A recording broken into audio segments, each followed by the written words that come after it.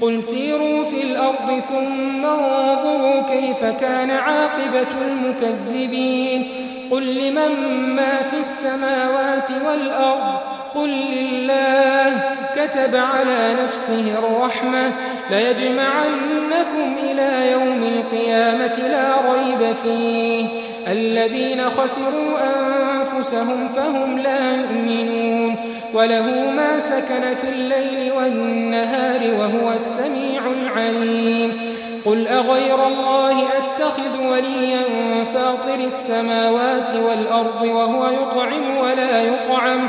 قل إني أمرت أن أكون أول من أسلم ولا تكونن من المشركين قل إني أخاف إن عصيت ربي عذاب يوم عظيم من يصرف عنه يومئذ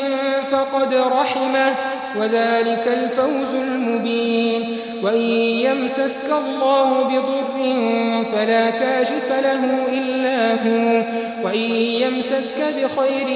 فهو على كل شيء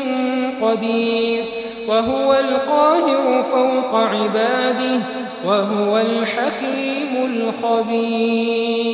قل أي شيء أكبر شهادة قل الله شهيد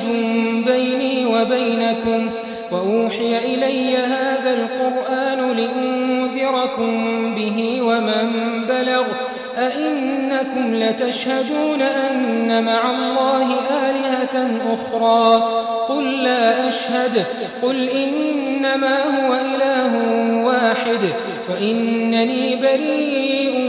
مما تشركون الذين آتيناهم الكتاب يعرفونه كما يعرفون أبناءهم الذين خسروا أنفسهم فهم لا يؤمنون